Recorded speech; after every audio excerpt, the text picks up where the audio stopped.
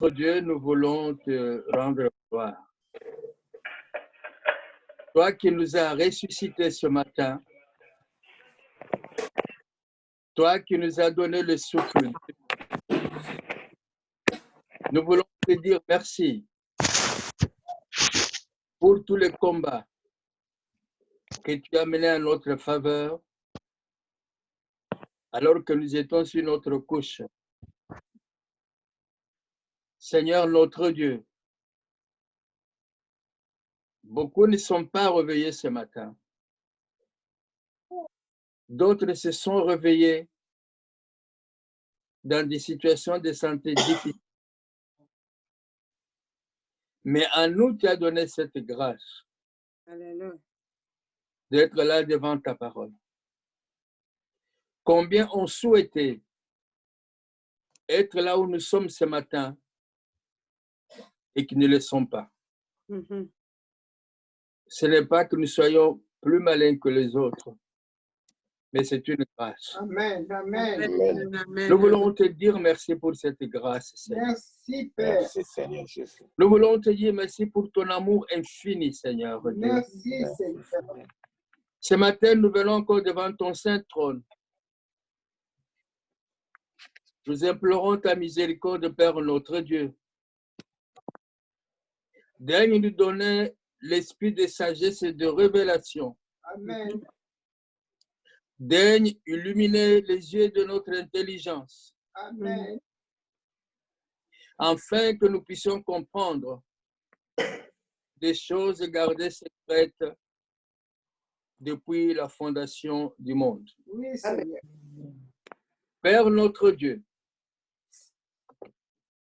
laisse que dans ma sœur comme dans mon frère, libère ton feu Amen.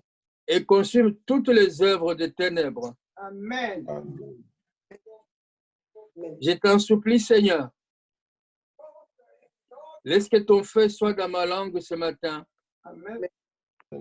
pour prêcher ta parole. Amen. Laisse que toute gloire revienne à Jésus notre Seigneur. Amen. Amen. C'est dans le nom de Jésus, avec action de grâce, que nous avons ainsi prié. Amen. Amen. Amen. Amen. Amen. Amen. Bien-aimés, depuis quelque temps, nous sommes sur un partage que je crois fondamental. Fondamental pour ma vie, fondamental pour ta vie, fondamental pour toute la famille de Dieu. Un sujet qui, si nous ne le comprenons pas très bien, nous risquons de demeurer frustrés, déçus et découragés parce que Dieu ou notre relation avec lui risque d'être une notion très abstraite. Avant cela, avant d'entrer dans les vifs des sujets, permettez-moi que j'introduise cela par un verset que je prends dans l'évangile de Jean. Évangile de Jean, en son chapitre 8. Jean chapitre 8. C'est un verset que vous connaissez très bien et que nous avons l'habitude de citer comme ça pour diverses raisons. Ici, c'est Jésus qui parle. Il parle aux Juifs. Il leur dit ceci. Verset 30. Comme Jésus parlait ainsi, plusieurs crurent en lui. Et il dit aux Juifs qui avaient cru en lui, si vous demeurez dans ma parole, vous êtes vraiment mes disciples. Vous connaîtrez la vérité et la vérité vous affranchira. La suite, ça ne nous intéresse pas, quoi que soit aussi... bon, bref. Alors, ici, nous voyons, Jésus fait la différence entre ce qui est un disciple et celui qui est un croyant. Il dit, la Bible dit, plusieurs crurent en lui. Ils ont cru en Jésus, mais ils n'étaient pas des disciples de Jésus. Les croyants, ils croient en Jésus-Christ, ils reconnaissent qu'il est le Seigneur, qu'il est le Sauveur. Mais un disciple est celui qui continue dans l'enseignement de Jésus-Christ. Il progresse dans la révélation de la vérité qui est devant lui. Et parce qu'il continue dans l'enseignement de la parole du Seigneur, le croyant petit à petit devient disciple. Le problème, c'est qu'actuellement, beaucoup de croyants, enfin beaucoup de personnes plutôt, restent au niveau de croyants. Ils ne continuent pas. Ils ne progressent pas dans l'enseignement de la parole de Jésus, de la parole de Dieu. Il dit, si vous demeurez dans ma parole, vous êtes vraiment mes disciples. Demeurer dans la parole de Dieu, c'est quoi? C'est être fidèle à cette parole. C'est-à-dire que la parole doit diriger nos pensées. La parole doit diriger nos actes. Alors, un disciple, parce qu'il continue dans l'enseignement, dans la doctrine, dans la parole, il reste dans cette connexion et la parole va être, disons, son GPS pour sa vie.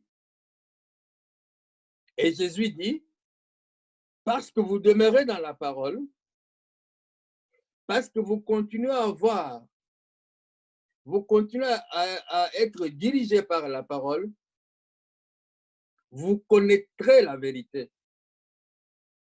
Souvent, nous entendons les enfants dire, Dieu dit, vous connaîtrez la vérité vous affranchira. La connaissance de la vérité n'est pas automatique. La connaissance de la vérité est un produit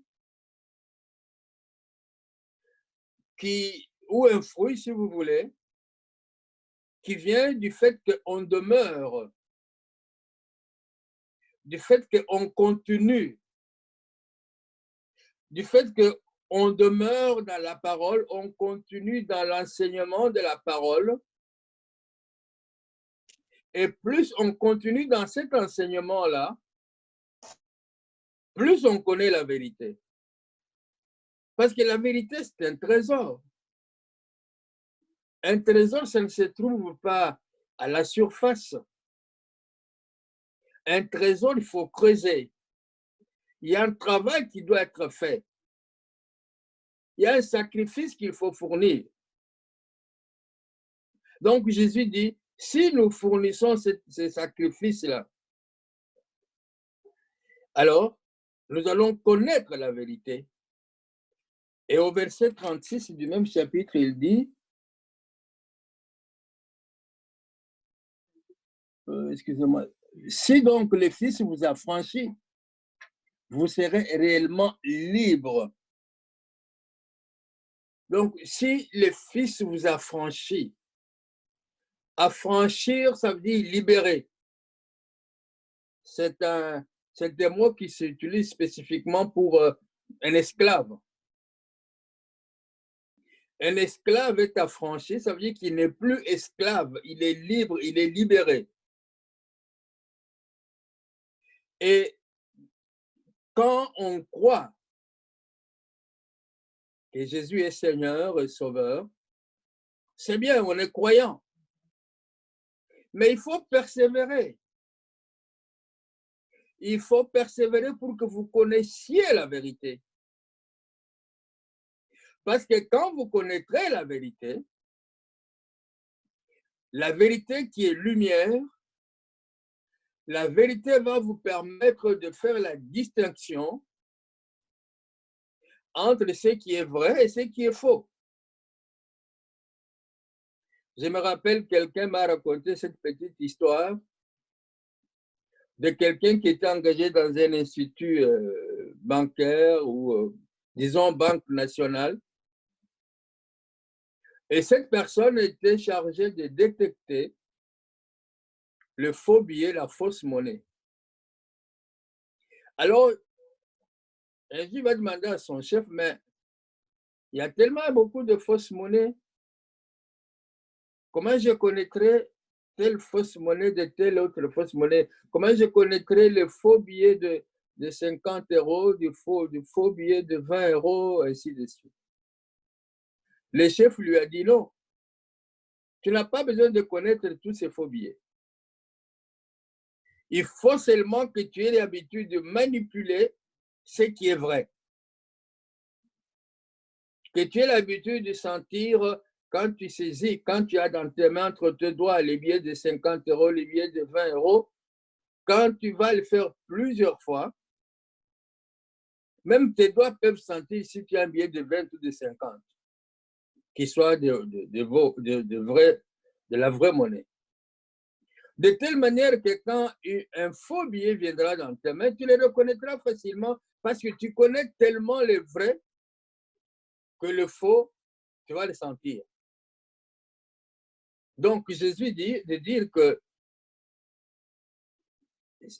nous sommes croyants, ce qui est une bonne chose. Mais nous devons continuer dans l'étude de la parole de Dieu. Nous devons persévérer, nous devons demeurer dans la parole. Et nous avons vu que demeurer dans la parole de Dieu, c'est laisser la parole diriger nos pensées et diriger nos actes. Mon frère, ma soeur, la parole de Dieu ne va pas diriger tes actes le premier jour. La parole de Dieu ne va pas diriger tes pensées le premier jour. C'est à force d'entraînement. Il y aura des chutes. On se relève, on tombe, on se relève et finalement, on se tient debout, on est ferme. Alors, parce que nous aurons continué dans l'étude, nous aurons continué à demeurer dans la parole de Dieu, quand une pensée de l'ennemi, quand un mensonge de l'ennemi, quand une doctrine de l'ennemi viendrait à nous, nous saurons facilement que non, ça, ce n'est pas de Dieu, ça. Ça, ce n'est pas de Dieu. Je vais vous donner un petit témoignage pour qu'on passe directement à notre message. Et il y a quelques années, pardon, quelques semaines, quelqu'un m'envoie une vidéo. Je crois que j'en avais déjà parlé. J'ai même appelé le pasteur qui est responsable de la chaîne d'où j'avais reçu ce message. Et dans le message, la personne disait, attention, je crois les 8 mai ou les 10 mai, voilà, les ténèbres vont venir sur le monde et il faudra vous approvisionner en eau, il n'y aura pas d'électricité, il n'y aura pas de soleil. Dieu a permis à Satan, pendant ces 3 jours-là, Satan va agir, enfin, beaucoup de niaiseries comme ça. Moi, je me dis, écoutez, ça. Alors moi, je dis, ok. Dieu, le Saint-Esprit qui est sur la terre, va va prendre, il va faire un repos de 3 jours. Il va dire, Satan, tu sais, toi et moi, on s'entend bien. Hein? Alors, je te laisse 3 jours. Et après 3 jours, la lumière qui est Dieu, qui est Jésus, qui est la parole, va revenir encore. Écoutez, mais pour qui vous prenez Dieu? Pour qui vous prenez Satan? Et puis il dit, voilà, Satan va venir à votre, ces démons vont venir à votre porte, frapper. Bref, j'ai appelé le pasteur. Je lui ai dit, mais mon frère, j'ai reçu cette vidéo venant de vous. Ben,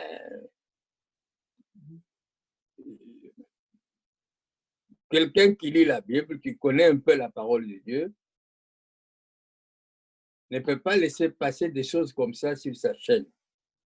Bref, ce n'est pas que je connaisse toute la parole de Dieu, mais ces mensonges étaient tellement cousus du fil blanc qu'il faut être un grand aveugle pour ne pas le voir. Donc, vous comprenez pourquoi nous continuons à insister sur cette étude que nous menons sur les principes concernant la prière. Nous continuerons sur ces sujets et j'ai fait tellement de recherches, je m'aperçois qu'il y a tellement beaucoup de choses à dire là-dessus. C'est un sujet très important. Pas pour moi, parce que nous avons vu que prier, c'est donner l'autorisation au ciel pour qu'il intervienne sur la terre.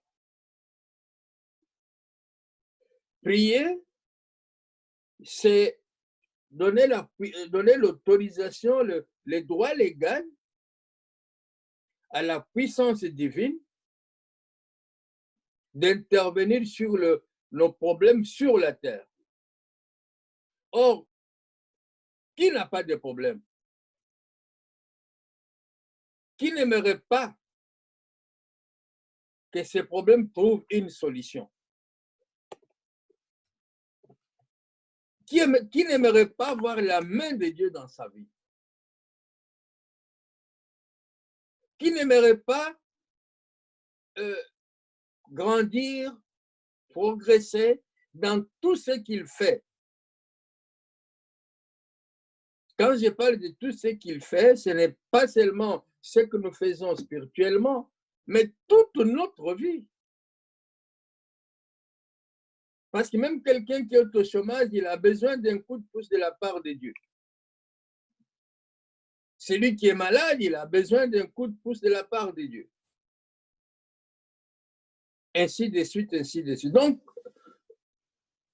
la prière, c'est capital. La prière, c'est, disons, c'est la raison même pour laquelle nous sommes sur la terre. Parce que Dieu, quand il a créé l'homme, il lui a donné la domination, il lui a donné une mission à accomplir sur la terre. Il doit dominer la terre.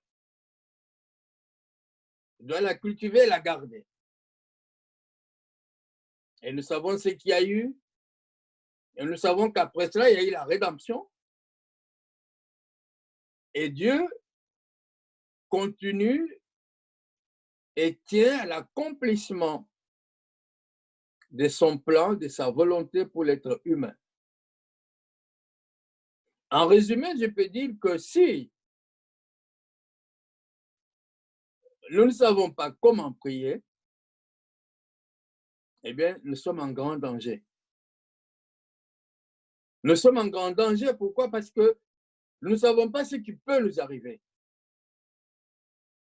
Tout peut nous arriver.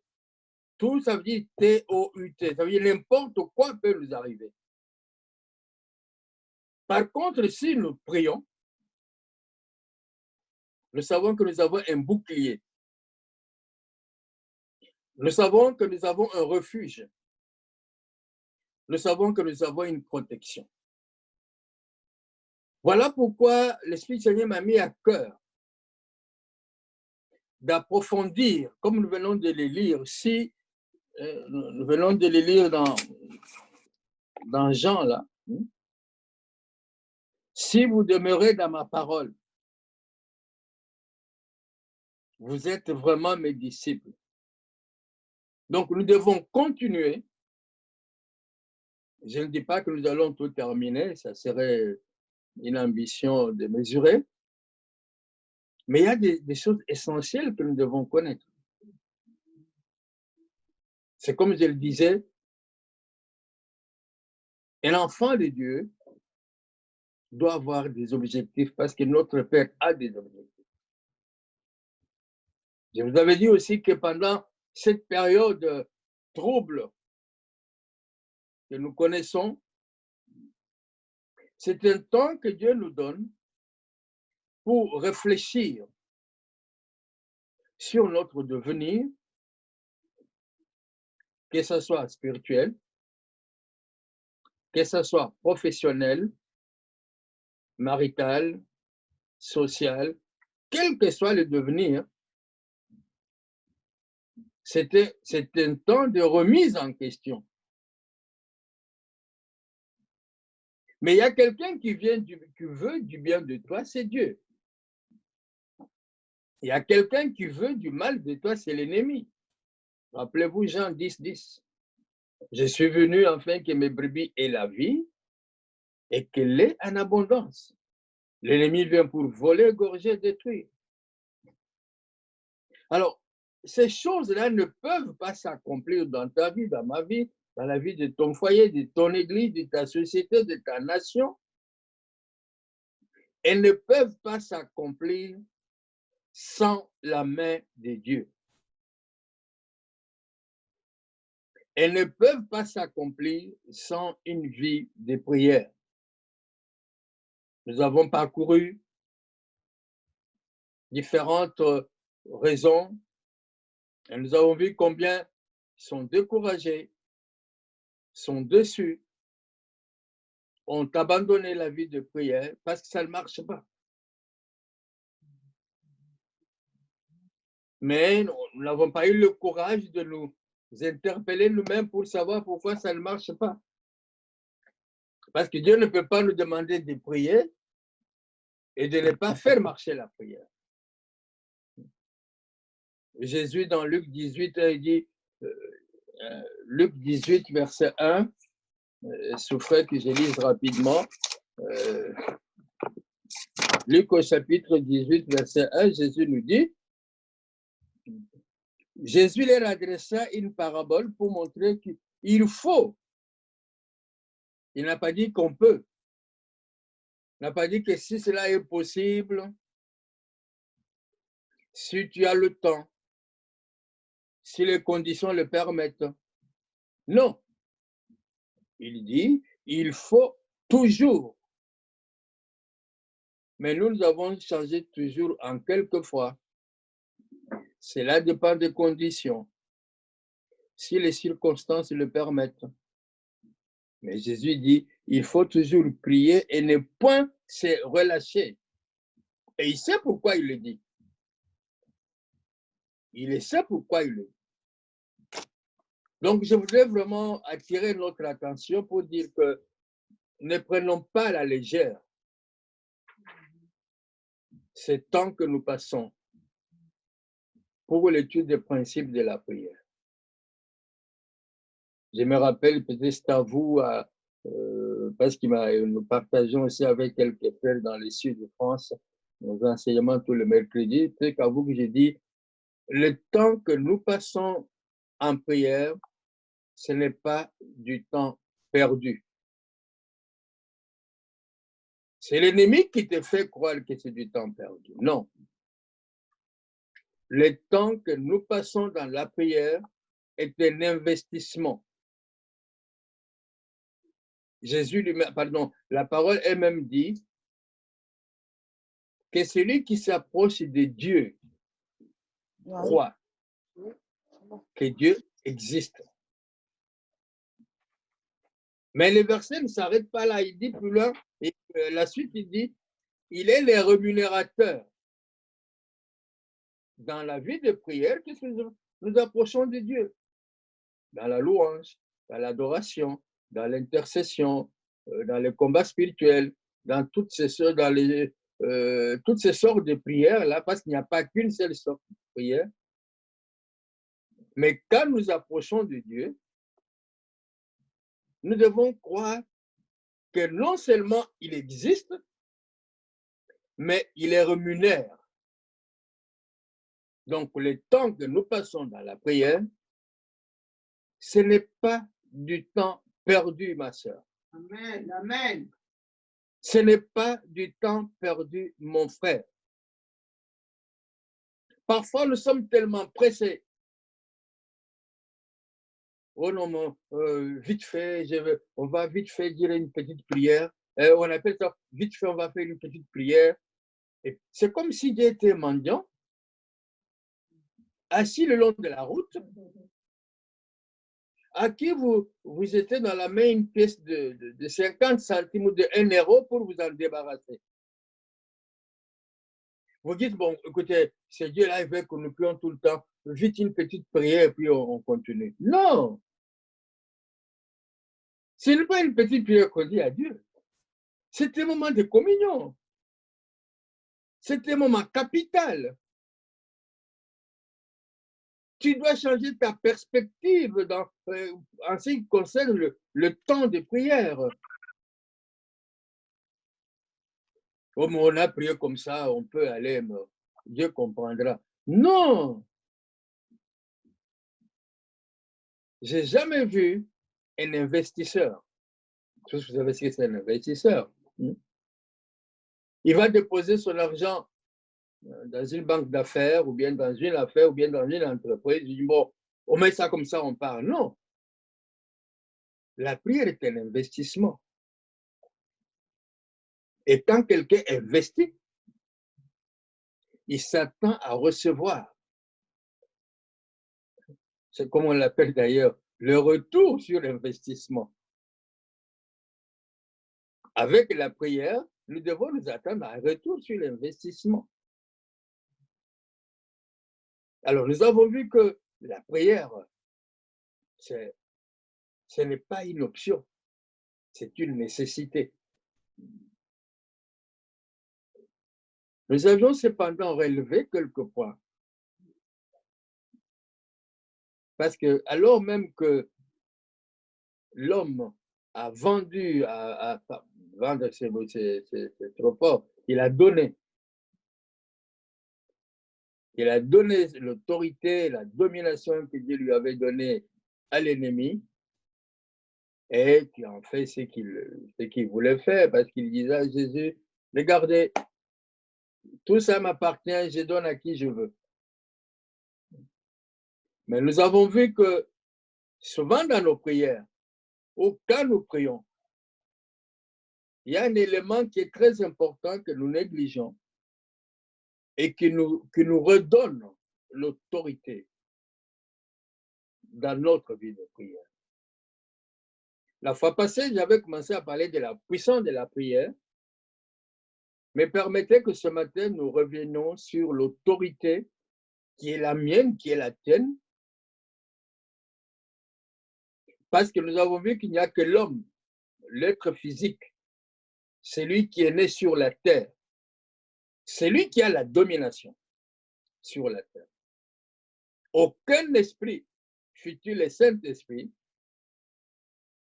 n'a pas le droit légal d'agir sur la terre. Il faut qu'il ait une autorisation ou une permission active ou non active de la part de l'individu, de la part de l'homme.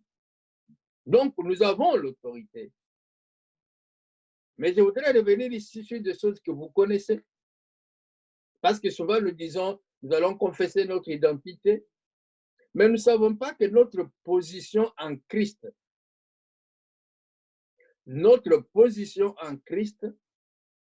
est un élément d'autorité. Peut-être que tu as entendu parler de la position en Christ. Peut-être tu as entendu parler de l'identité en Christ. Mais nous venons de voir ce matin que si nous persévérons, si nous demeurons, parce que alors même que nous disons que nous sommes en Christ, est-ce que nous agissons dans nos pensées comme dans nos actes?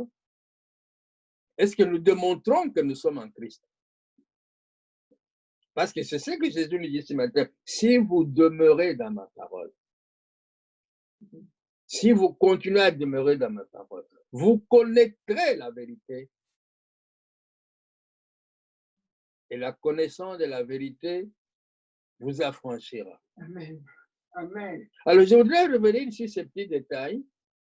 Peut-être détails pour certains, peut-être nouveauté pour d'autres, peut-être répétition pour certains aussi. Que notre position en Christ est une position d'autorité. Avant que nous puissions parler de la puissance. Parce que si tu vas dans la prière, tu n'es pas conscient que tu as l'autorité. L'autorité de changer les choses. L'autorité même d'amener les ciels sur la terre. C'est comme certaines personnes disent, mais qui suis-je pour dire à Dieu de... Non. Sur la terre, c'est l'homme qui a la domination. C'est toi qui as la domination. Et comme je l'ai dit tout à l'heure, l'homme, il s'est rebellé contre Dieu, alors que celui qui avait vocation d'exercer la domination sur la terre, dans sa rébellion, il a fait un choix volontaire. Il a fait un choix volontaire d'accepter de se soumettre au dessein de Satan plutôt qu'à ceux de Dieu. Ma Bible dit qu'on est esclave de celui à qui on obéit. Si tu obéis à Dieu, tu es esclave de Dieu. Si tu obéis à Satan, tu es esclave de Satan. Et nous pouvons aller encore beaucoup plus loin. Quand j'ai désobéi à Dieu, automatiquement, c'est que j'obéis à Satan. Quand j'ai désobéi à Dieu, quand je pêche, je rejette l'autorité de Dieu et j'accepte l'autorité de Satan sur ma vie. Donc, l'homme, Adam, toi et moi, nous avons vu en début que c'est quand Adam posait tous ses actes, vous et moi, nous les avons aussi posés. Donc, nous avons laissé le monde à la merci de l'autorité que le diable et Satan. Et il est devenu, comme l'apôtre Paul l'appelle, le Dieu de ces siècles. Et je crois que nous avons partagé, j'ai dit pour dire qu'il y a des choses que Satan fait, mais faute de connaissance, on dit que Dieu a fait, Dieu a fait. Dieu... Non, ce n'est pas Dieu. Ce n'est pas Dieu, c'est l'ennemi qui fait ces choses-là. Alors, donc, l'homme, il a perdu l'efficacité dans la prière quand il n'existe plus d'unité, ni de cœur, ni d'esprit. Donc, par cette assertion, par cette évidence, vous comprendrez aussi que quand tu es dans la désobéissance, quand tu es dans le péché, tu n'es pas en communion avec Dieu. Et parce que tu n'es pas en communion avec Dieu, tu es en communion avec le péché. Et parce que tu es en communion avec le péché, tu as perdu l'efficacité dans la prière. Voilà pourquoi le psaume 66 dit, si j'avais commis l'iniquité dans mon cœur, ma prière devant l'Éternel serait une abomination. Parce que il n'y a pas d'unité. Il n'y a pas d'unité. Donc, quand l'homme est séparé de son Créateur, il est aussi séparé des projets du Créateur pour lui. Par conséquent, il est devenu aveugle, spirituellement parlant. Vous avez entendu dans ma prière, nous avons prié pour que les écailles de nos yeux tombent. Et Paul de dire, si notre évangile est voilé, ainsi de suite. Donc, en ce moment-là, nous rappelons une chose, c'est que Dieu, quand il a créé l'homme, il lui a donné des attributs, il lui a donné une mission, il lui a donné des éléments pour qu'il puisse accomplir sa mission sur la terre. L'homme s'est écarté de la volonté de Dieu, mais Dieu n'a pas dit, parce que l'homme a fait ceci, je ne vais plus faire cela avec lui. Dieu ne se répand pas de ses dons, nous dit la parole de Dieu. L'homme étant créé pour dominer la terre, Dieu n'a pas dit, bon, l'homme, tu as fait ceci, Satan, comme toi, tu ne peux pas dominer moi-même, je vais descendre pour dominer. Non. Dieu avait un plan pour l'homme, pour que l'homme retrouve sa relation et l'autorité qu'il avait perdue sur la terre. Alors, nous allons lire deux passages dans les livres d'Éphésiens qui vont nous permettre de comprendre comment le plan, la volonté de Dieu, après que l'homme ait fait ce qu'il a fait. C'est formidable la révélation que notre ami, ce grand frère, M. Paul, a reçue. Éphésiens chapitre 1, verset 9.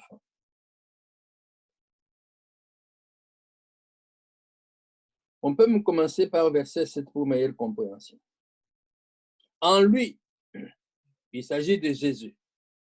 En lui, nous avons la rédemption par son sang, le pardon des péchés selon la richesse de sa grâce que Dieu a répandue abondamment sur nous par toute espèce de sagesse et d'intelligence. Alors, écoutez maintenant le verset 9. Il nous a fait connaître les mystères de sa volonté, selon les bienveillants desseins qu'il avait formés en lui-même pour les mettre en exécution lorsque le temps serait accompli, de réunir toutes choses en Christ, celles qui sont dans les cieux et celles qui sont sur la terre. Recommençons. Il nous a fait connaître les mystères de sa volonté. C'était un grand mystère. L'homme séparé d'avec Dieu, l'homme séparé des desseins, de la volonté de Dieu, de tout ce que Dieu avait prévu pour lui, mais Dieu avait quelque chose dans sa pensée concernant l'homme. Et c'est par Jésus-Christ, dit l'apôtre Paul, que nous connaissons les mystères. C'était un mystère. C'est quoi un mystère? Un mystère, c'est quelque chose qui est caché. Parce que pour Satan, quand il a pris, il a fait ce hold-up de la domination, il s'est dit maintenant c'est terminé. On va voir ce que Dieu pourra faire. Mais il avait oublié que Dieu, il avait encore un plan B. Il y avait un mystère que lui ne comprenait pas. Alors ici, il dit, il nous a fait connaître qu'il avait les mystères de sa volonté selon son bienveillant dessein, sa bonne volonté qu'il avait formée en lui-même pour les mettre à l'exécution lorsque le temps serait accompli, de réunir toutes choses en Christ. Christ est venu nous réconcilier avec le Père pour que nous redevenions ce que nous étions avant la rébellion de M. Adam. Avançons encore un peu, toujours dans le livre d'Éphésiens chapitre 3 cette fois-ci. Chapitre 3, nous lirons versets 10 et 12.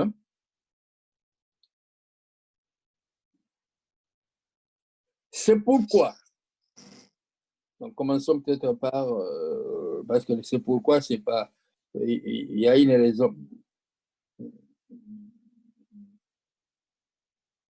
Commençons par 8.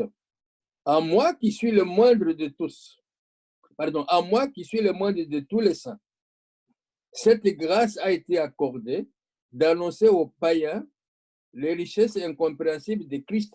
Les païens, entendez ici ceux qui ne sont pas juifs, parce que Christ était venu pour les juifs, pas pour les païens, pas pour toi ni pas pour moi.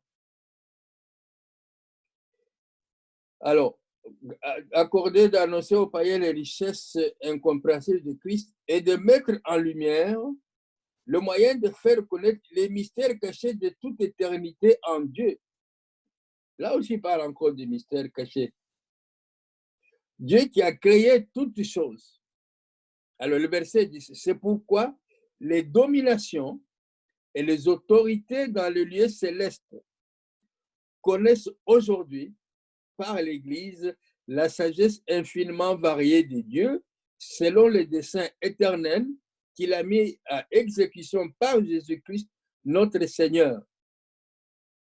Oh, ici, on peut encore mettre 15 et 20 minutes pour comprendre. Donc, sachons seulement que, alors que l'homme avait fait ce qu'il avait fait, et que Satan était dans la joie de ce qu'il avait marqué un but contre Dieu, mais l'Éternel Dieu avait un plan conçu et un plan qu'il avait dans sa pensée pour récupérer ce que l'homme, pour récupérer par l'homme ce que l'homme avait perdu.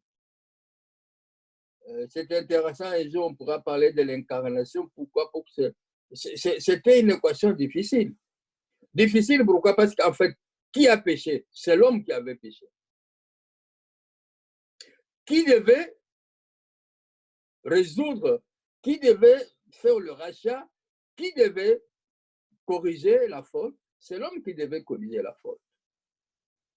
Pour que l'homme puisse corriger la faute, il fallait que cet homme n'ait rien de Satan en lui. Donc, il fallait que cet homme soit sans péché. Or, la Bible dit que tous ont péché et sont privés de la gloire de Dieu. Il n'y a aucun qui fasse le bien, pas même un seul. Et tous, depuis cette affaire d'Adam, ils sont nés avec la nature adamique ou la nature de Satan en eux.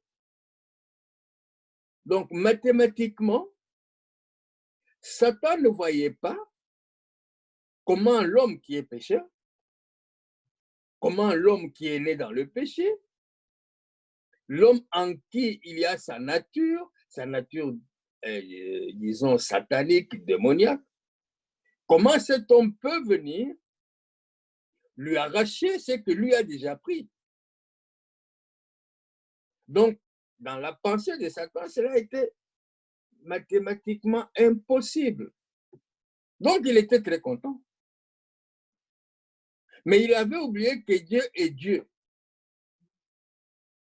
Parce que comme Dieu étant Dieu juste, il ne pouvait pas descendre sur la terre, il ne pouvait pas aller contre Satan pour lui dire, écoutez, je t'ai chassé là-haut et puis tu viens maintenant, tu veux régner sur la terre, voilà ce que tu as fait à Adam, en tant que Dieu, je t'arrête ça. Non, Dieu ne pouvait pas le faire. Pourquoi? Parce que ce n'est pas à Dieu, de Dieu que Satan a eu ça, c'est de la part de l'homme. Dieu, il est tellement juste qu'il respectait ce que l'homme avait fait vis-à-vis de Satan. Donc, il fallait que ce soit un homme. Il fallait que ce soit un homme qui soit sans péché. Il fallait que ce soit un homme qui récupère ce que l'homme avait perdu. Pour Satan, il ne voyait pas que cela, il n'en voyait pas la possibilité. Mais ces mystères cachés de tout le temps, comme il dit, les mystères cachés en Christ, lorsque les temps furent accomplis, nous disent les Écritures. Oh, merci Seigneur. Alléluia. Lorsque les temps furent accomplis, Jésus est venu. Donc, le second Adam, parce qu'Adam entendait sur l'homme, l'humanité, parce que l'homme a donné, c'est le même homme qui doit aller reprendre ce qu'il avait donné. Donc, le second Adam devait être sans péché pour établir la relation brisée de l'homme avec son Seigneur. Et là, il y a tellement de versets dans la Bible, mais nous allons en donner quelques-uns. C'est important parce que si nous continuons à demeurer dans sa parole, c'est ainsi que nous deviendrons ses disciples. Nous devons quitter l'étape, la situation de croyant. Non, ma soeur, mon frère, Jésus a des disciples. Jésus n'a pas de chrétiens. Chrétien n'est pas chrétien.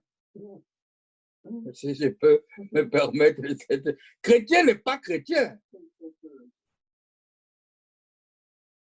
On a reçu Jésus-Christ, on doit être disciple. Ça veut dire quoi? Ça veut dire que tu dois sortir de ta paresse. Tu dois sortir de ton contentement. Je suis né de nouveau, je parle la langue, je suis bien. Non, tu n'es qu'un croyant.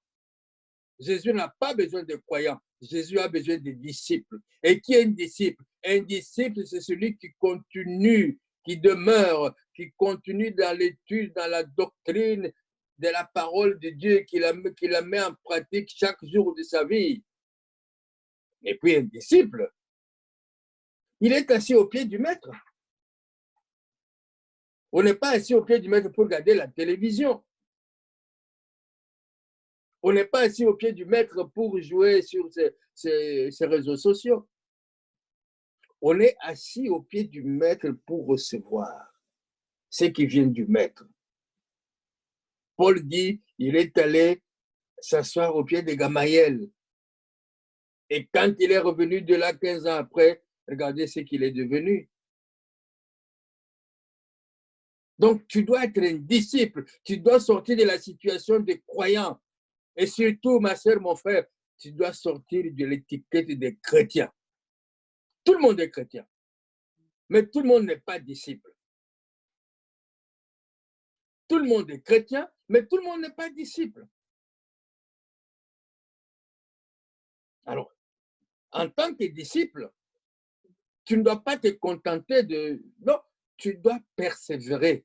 Tu dois continuer à demeurer. Ainsi, tu deviendras disciple. Alors, parce que nous sommes des disciples, voilà pourquoi nous devons aller scruter les Écritures. Voilà pourquoi je disais à mon collègue pasteur, il dit, mais c'est bizarre, mon frère, comment tu peux laisser des choses comme ça? Comment tu peux accepter que pendant 3 jours, Dieu va s'entendre avec Satan pour dire, écoute, maintenant, les ténèbres vont régner. Mais n'importe quoi. Parce que quand il y a ténèbres, il n'y a pas lumière. Les ténèbres, c'est quoi? C'est l'absence de lumière. Donc, en ce moment-là, le Saint-Esprit, Jésus-Christ, la parole, tout ça, ils sont en vacances d'été. Et quel est ce verset dans la Bible qui peuvent soutenir un tel mensonge? Un disciple, tu dois connaître la parole de Dieu. Tu ne la connais pas en un jour. Tu ne la connais pas aujourd'hui, après-midi, quand on aura fini. Non, c'est chaque jour que tu dois demeurer. Et petit à petit, tu grandis, tu grandis à force de manipuler, à force de toucher les billets de 50 euros, de 10 euros, de 20 euros. Quand tu auras un faux billet qui vient dans tes mains, hop, tu sauras qu'il s'agit d'un faux. Comment il est faux? Ah non, parce que le vrai, je ne le sens pas comme ça. Tu peux ne pas expliquer, mais tu sens que ce n'est pas ça. Donc, je disais que le second Adam, il devait être sans péché pour établir la relation brisée de l'homme avec son Dieu. Alors, vous pouvez noter 2 Corinthiens chapitre 5, verset 21, c'est un verset que vous connaissez très bien. 2 Corinthiens 5, 21 et Philippiens 2, 6, 8 et Romains 8, 3, 4. Je répète, 2 Corinthiens 5, 21, Philippiens 2, 6, 8, Romains 8, 3, 4. Romains 8, verset 3 et verset 4. Donc, Satan ne pouvait pas s'imaginer qu'il pourrait y avoir un homme sans sa nature. La nature de Satan, c'est la nature du péché. Plein d'évangiles, vous savez, quand on parle péché nature, ce n'est pas péché action. Satan ne pouvait pas s'imaginer que cela pouvait être possible. Alors, ce second Adam, il a vécu sur terre pour accomplir non sa volonté, mais la volonté de Dieu. Ce qui n'était pas le cas avec le premier Adam.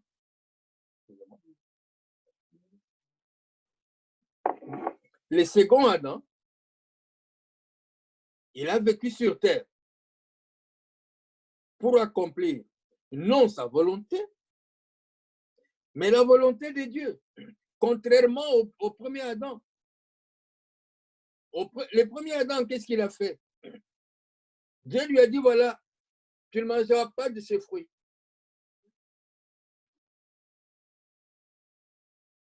Qu'est-ce qu'il a fait? On lui a dit, écoute, Dieu vous a menti, ou plutôt Dieu t'a menti, alors que pendant que le serpent parlait à Ève. Si tu manges de ces fruits, tes yeux vont s'ouvrir. Tu connaîtras le bien et le mal. En fait, tu disais, tu connais le bien qui est Dieu. Mais c'est moi qui suis le mal, il faut que tu me connaisses aussi. Dieu ne veut pas que vous connaissiez le mal, il ne nous aime pas. Il faut que tes yeux s'ouvrent. Oui, quand ses yeux sont ouverts, il a constaté qu'il était nu. Mais le second Adam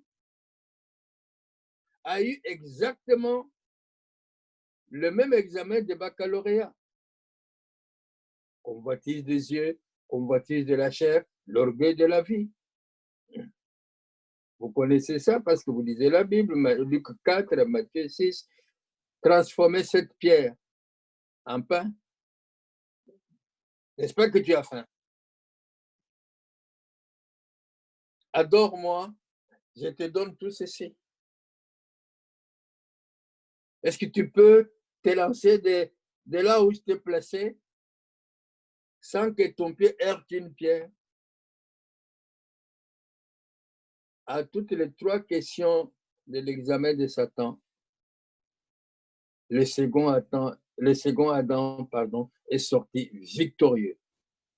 Et à maintes reprises, il dit, Jésus, le second Adam, laissez-moi, lisons ces 2-3 versets pour voir. Jean au chapitre 4, verset 34. Oh, l'évangile de Jean, il y a des choses merveilleuses si on veut connaître les choses de la vie de Jésus-Christ.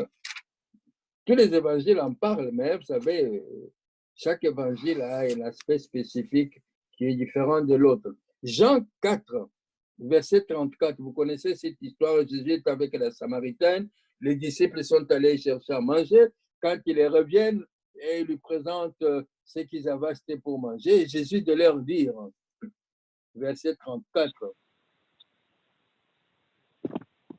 ma nourriture est de faire la volonté de celui qui m'a envoyé et d'accomplir son œuvre. Il n'était pas venu pour faire la volonté de son Père. Rappelez-vous ces paroles dans les jardins de Gethsemane. En fait, il y a deux jardins. Dans les jardins d'Éden, le premier Adam a fait sa volonté. Mais dans le jardin de Gethsemane, le second Adam, il dit, mais si c'était ma volonté que cette coupe s'éloigne, mais Père, pas ma volonté, que ta volonté. Voyez la différence de comportement dans les deux jardins, entre le premier Adam et le deuxième Adam. Alors, Jean 5, verset 30, Jean chapitre 5, verset 30, il est écrit ceci. Je ne puis rien faire de moi-même, d'après ce que j'entends. Je juge et mon jugement est juste, parce que je ne cherche pas ma volonté, mais la volonté de celui qui m'a envoyé. Voilà les grands combats que les disciples nous avons. Ne pas faire notre volonté, mais faire la volonté de celui en qui nous avons cru, la volonté de notre Père, la parole de Dieu telle qu'elle est dans notre cœur. Ça ne vient pas en claquant les doigts. C'est un travail progressif. Ça va coûter, ça va demander des sacrifices, mais il faut passer par là, parce que lui, il est passé par la croix. Il est passé par la croix. Donc, je ne cherche pas ma volonté, mais la volonté de celui qui m'a envoyé. Et tu dois savoir que chaque fois que je cherche ma volonté à moi, ma volonté n'est pas la volonté de Dieu. Et quand je cherche ma volonté à moi, c'est quoi? C'est la chair. Je suis charnel. Rappelez-vous, parce que mon âme doit aussi se convertir. Et dans nos prières, nous avons dit que je lie ma volonté à la volonté de l'Éternel Dieu. Pourquoi je dois lier ma volonté à la volonté de l'Éternel Dieu? Parce que ma volonté n'est pas conforme à sa volonté. Je dois me soumettre à sa volonté. Alors dans Jean 38, 6 et 38, il dit, toujours Jésus, Jean 6, 38, il dit, je suis descendu du ciel pour faire non ma volonté, mais la volonté de celui qui m'a envoyé. Donc, le second Adam a vécu sur terre pour accomplir non sa volonté, mais la volonté de Dieu. Alors, non seulement Adam et Ève avaient pour mission de gérer le gouvernement de Dieu sur la terre, Christ, parce qu'il était en communion, il était en relation, il était obéissant à son Père, il reconnaissait que seul son Père devait régner sur lui et qui faisait sa volonté. Par conséquent, Christ, dans son comportement, dans son ministère sur terre, nous voyons qu'il exerce le gouvernement de Dieu sur la terre. Il fait quoi? Il pilote la terre. Il pilote sa vie sur terre. Pardon. Il pilote, disons, le gouvernement de Dieu sur terre. Écoutez ce qu'il dit à ses disciples. Allez, Matthieu 10, allez auprès de la maison d'Israël et partout vous allez dire, le royaume de Dieu est arrivé en ces lieux. Le royaume de Dieu, c'est quoi? C'est le gouvernement de Dieu. Quand il va chasser les démons, Matthieu 12, 29, il dit, si je chasse ces démons par Belzéboul, c'est que le royaume de Satan est divisé. Or, ce royaume n'est pas divisé. Donc, ce n'est pas par Satan. Alors, si ce n'est pas par Satan, si je chasse Satan, si je chasse les démons, c'est par le Saint-Esprit. Auquel cas, le royaume de Dieu, c'est-à-dire le gouvernement de Dieu, ça veut dire que la domination de Dieu. Parce que s'il a chassé ces mauvais esprits, qui régnait là-bas en ce moment-là? Ce n'est plus Satan. C'est Dieu qui régnait. Donc, vous voyez comment... donc, le premier Adam a perdu le gouvernement, il a perdu la domination, il a perdu l'autorité, coupé d'avec le Créateur. Le second Adam, il est né sans péché, il a rétabli la relation brisée avec le Père, il a vécu pour accomplir non sa volonté, mais la volonté du Père. Par conséquent, il récupère, partout où il allait, il récupère la domination, le gouvernement sur terre. Vous comprenez pourquoi il dit quand il dit à ses disciples concernant la prière, quand vous priez, dites que ta volonté, que ton règne vienne. Donc, il est venu, quand Adam était là, il était avant le péché, Adam était en communion avec l'Éternel Dieu. L'Éternel Dieu régnait par Satan, par Adam. Adam ayant coupé la relation, Dieu s'est retiré dans son coin, façon de parler. Satan est devenu le Dieu de ce monde. Ça veut dire quoi? Ça veut dire qu'il pouvait manipuler le monde comme il voulait. Mais il avait oublié le plan B, la sagesse infiniment grande, qui s'est manifestée quand le temps fut accompli. À travers Jésus, ainsi nous venons de dire ça dans Éphésiens. Alors Jésus, maintenant, il veut démontrer à Satan que son règne, sa volonté ne peut pas s'exercer partout. Là où il y a Jésus, c'est Jésus qui règne, ce n'est plus Satan. Voilà pourquoi il va chasser les démons. Et la Bible nous dit, quand nous lisons Matthieu 11, 5, la Bible dit, dans Matthieu 11, 5, c'est qui? C'est Jean-Baptiste, alors qu'il est en prison, il va envoyer ses disciples, il dit, mais j'entends ceci, cela, allez voir, au fait, Rabbi, est-ce que vous êtes le Messie? Ou bien, nous devons en entendre un autre. Jésus n'a pas dit que je suis ou je ne suis pas le Messie. Il a dit non. Tu es là, tu vois. Les aveugles voient. La cécité ne vient pas de Dieu.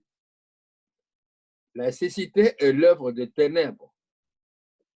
Quand un aveugle voit, ça veut dire que le démon de cécité ou l'aveuglement, si vous voulez, ne règne plus sur cette personne-là. La personne devient maintenant sous l'autorité de Dieu. Il y a une relation spéciale qui vient de se rétablir. Le boiteux marche. Quand on est boiteux, ça ne vient pas de Dieu.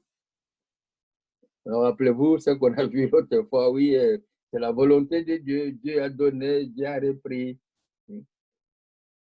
Les boiteux marchent, les lépreux sont purifiés, les sourds entendent, les morts ressuscitent et la bonne nouvelle est annoncée aux pauvres.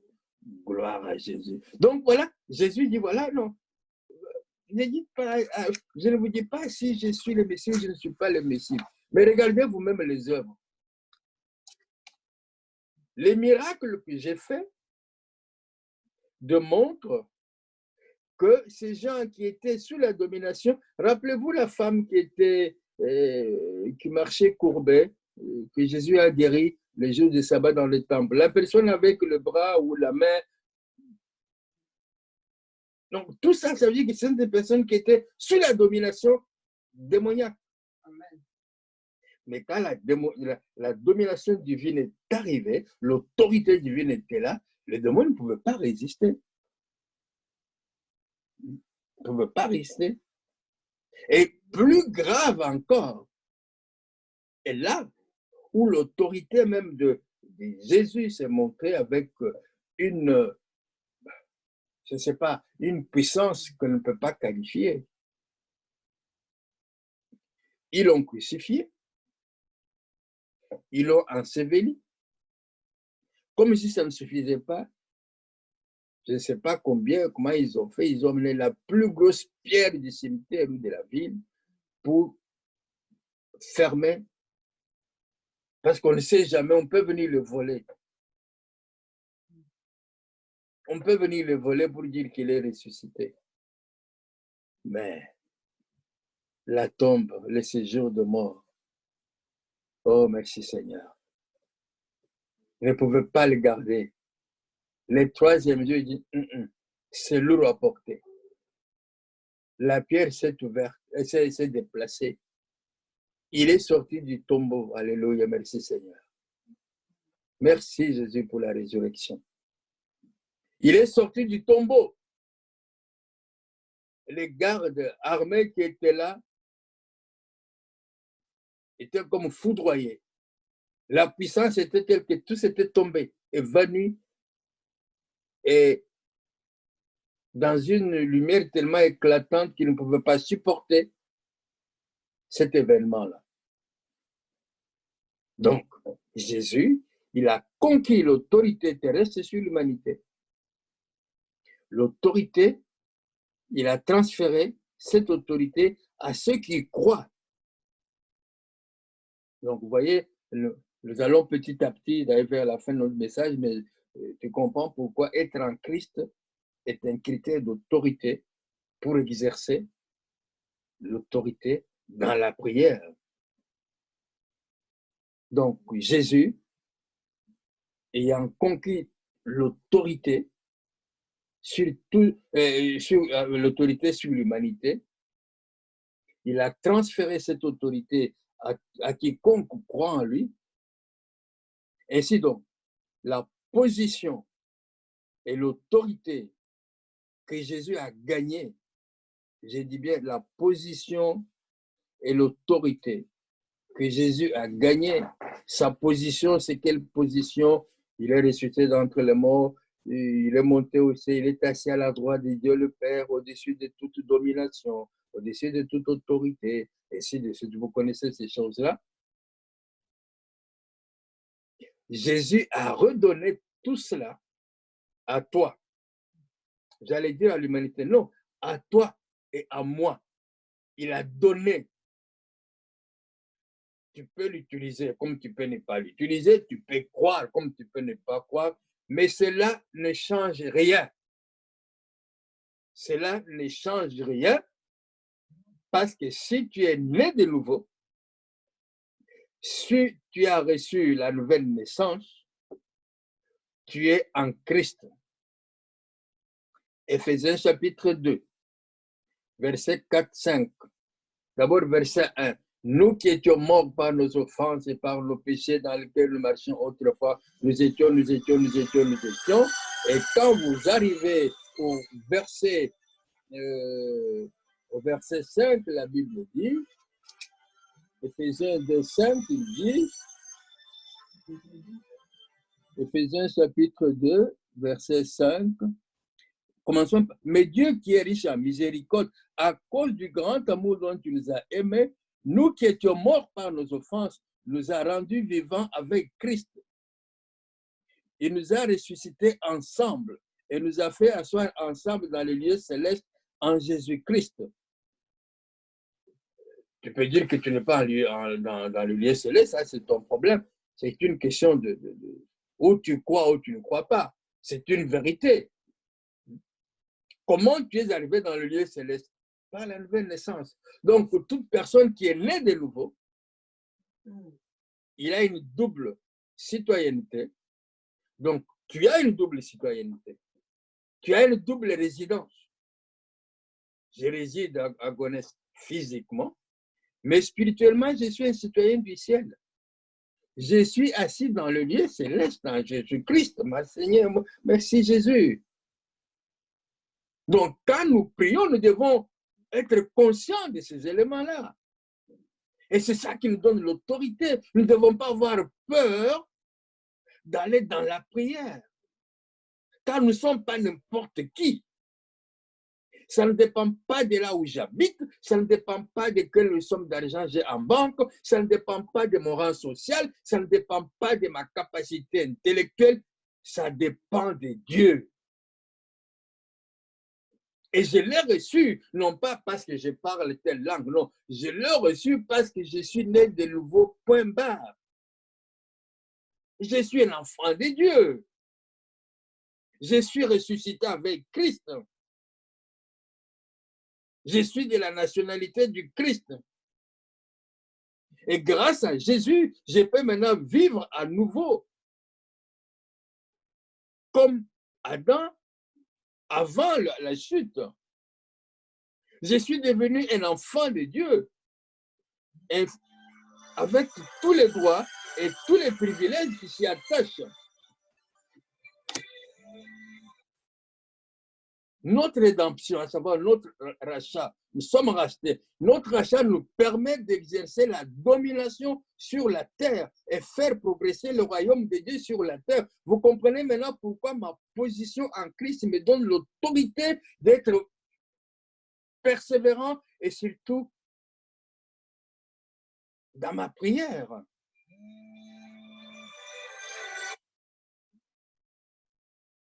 Donc, si nous ne comprenons pas notre identité en Christ,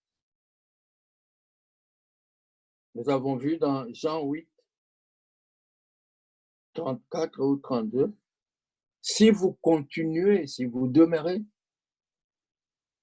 vous connaîtrez la vérité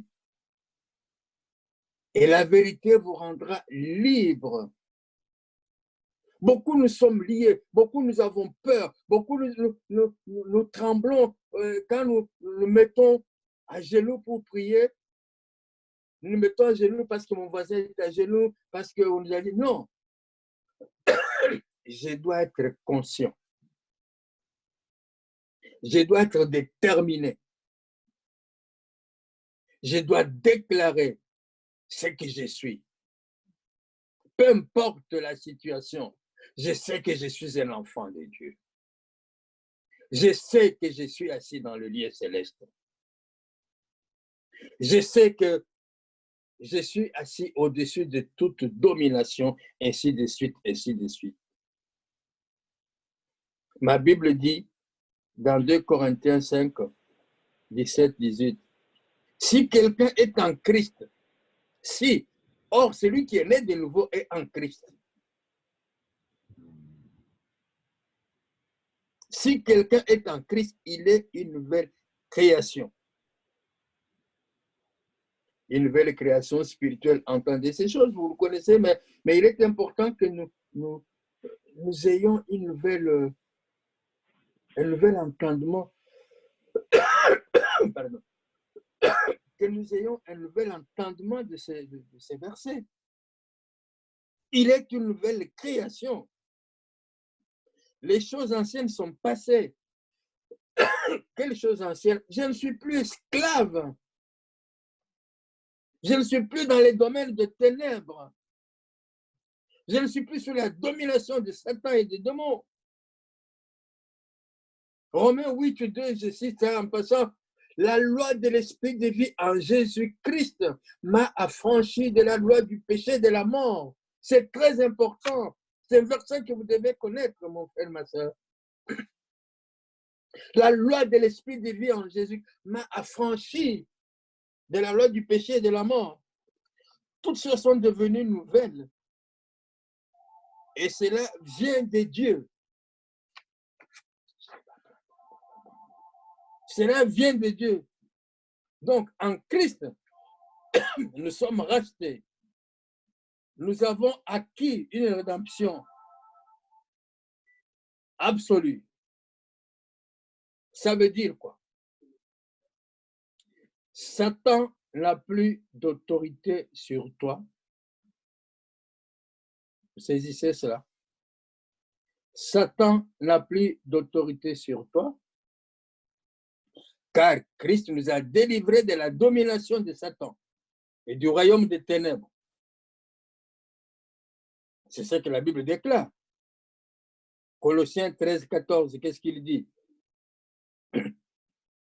Colossiens 3, 14, pardon, 3, 14, il dit. Il nous a délivrés de la puissance des ténèbres et nous a transportés dans le royaume de son Fils bien-aimé, en qui nous avons la rédemption, le pardon du péché. C'est ce que la Bible dit. Donc, je ne suis plus sous l'autorité de Satan. Parce que je suis délivré de ce... Hein? Et 1 Pierre 2, 9. Vous, au contraire, vous êtes une race élue, un sacerdoce royal, une nation sainte, un peuple acquis, afin que vous annonciez les vertus de celui qui vous a appelé des ténèbres à son admirable lumière.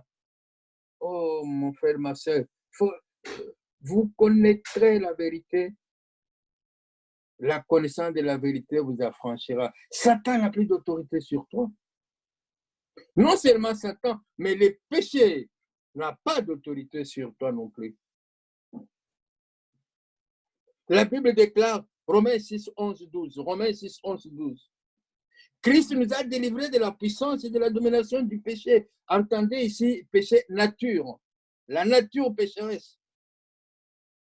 Voilà pourquoi Paul nous dit dans Romains 6, 11. Vous-même, regardez-vous comme morts au péché. Nous sommes morts au péché. On n'a plus le temps pour expliquer être mort au péché. Mais regardez-vous comme vivant pour Dieu en Jésus-Christ. Que le péché ne règne donc point dans votre corps mortel. Le péché, ici, c'est la nature du péché. Le péché n'a plus le droit de régner en toi parce que tu es mort au péché. Tu es mort au péché quand ça? Mais quand tu as reçu Jésus-Christ, tu es mort en Christ. Tu es ressuscité avec Christ. Tu es ressuscité avec Christ. Lisez Romains chapitre 6. Toutes ces choses sont expliquées là-dedans. Et si vous avez suivi certains enseignements le mardi et le jeudi, vous savez de quoi je parle. Nous qui sommes morts avec lui, nous avons été ensevelis avec lui par le baptême en sa mort, ainsi de suite. Donc, parce que nous sommes morts, le péché n'est pas mort. Entendez, péché nature. Mais il n'a plus de puissance sur nous. Et dans ce même passage-là, il dit plus loin, parce que nous sommes morts au péché, je refuse d'obéir à sa sollicitation. Parce que comme il n'est pas mort, il viendra toujours guetter pour voir si...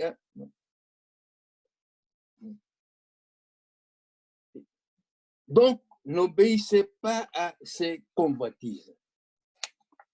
Et il continue au verset 14 en disant, le péché n'aura point de pouvoir sur vous, mon frère, ma soeur. La nature pécheresse n'a plus de pouvoir sur toi parce que tu n'es plus sous sa domination, tu es sous la domination de Jésus-Christ. Mais si tu acceptes de pécher, si tu arrives de pécher, tu dois savoir que tu as péché. Amen. 1 Jean 3, 8, 9. Notez ça pour lire pour vous-même. Un enfant de Dieu ne pratique pas le péché. Il peut tomber dans le péché, mais quand il tombe, il se relève. Mais il ne pratique pas le péché. Si tu ne sais pas quand tu as péché, c'est grave. C'est que le Saint-Esprit qui est en toi, tu l'as éteint. Donc, le péché n'aura point de pouvoir sur vous, puisque vous êtes non sous la loi, mais sous la grâce. Alors, nous sommes délivrés de la puissance de Satan, nous sommes délivrés de la puissance du péché. Donc, nous avons l'autorité et sur le ténèbre, sur Satan, et sur le péché. Donc, quand je vais maintenant en prière, je suis conscient de ce que je suis en Christ. Voilà ma position en Christ. Voilà mon identité en Christ. Et cette position, cette identité me donne le courage, me donne la force, la témérité d'aller à genoux, d'appeler l'Éternel et de dire mon Père. Parce que par la rédemption, les péchés ne peuvent plus régner dans ma vie. Voilà, bien-aimés. Excusez-moi, c'est que le Saint-Esprit m'avait mis à cœur que nous partageons ce matin. Nous sommes en train de parler de la prière. Nous avons l'autorité dans la prière. Mais notre autorité vient notamment du fait que nous sommes nés de nouveau. Nous avons récupéré ce que Adam avait perdu. Nous l'avons récupéré comment? Par la nouvelle naissance à travers Jésus. Parce que le deuxième Adam, lui, son arrivée, son œuvre, c'était un mystère. Mais Dieu a permis que lui vienne. Il a dominé. Il a fait régner le royaume de Dieu sur terre. Il a montré l'autorité sur les œuvres des ténèbres. Il est allé jusqu'à la résurrection d'entre les morts. Parce que la mort, comme nous l'avons vu l'autre jour, la mort, c'est l'ennemi. Le dernier ennemi qui devait vaincre, c'est la mort. La mort est l'ennemi de Dieu, l'ennemi de l'homme. Même cet ennemi-là, Jésus l'a vaincu parce qu'il est ressuscité d'entre les morts. Donc, mon frère, ma soeur, accrochons-nous à la prière. Viens dans la vie de prière avec courage, détermination et décision. Baissons nos têtes, nous allons prier. Notre Père, notre Dieu, nous sommes dans la joie. Nous voulons te rendre grâce. Nous voulons te dire merci pour ce grand amour que tu as manifesté à notre égard. Car nous qui étions sans nation, sans nom, nous qui étions rien, par Jésus-Christ, ton Fils, notre Seigneur, tu as fait de nous un sacerdoce royal. Tu as fait de nous une nation sainte. Amen. Tu as fait de nous un peuple élu. Amen. Nous sommes devenus des sacrificateurs, des sacrificatrices de Dieu très haut. Amen. Par Jésus-Christ, ton Fils, notre Seigneur. Par conséquent, c'est avec décision, avec audace, avec courage et détermination, et surtout avec foi, que nous allons persévérer, non seulement dans ta parole, mais aussi dans la vie des prières. Amen. Car ta seule volonté doit s'accomplir sur cette terre.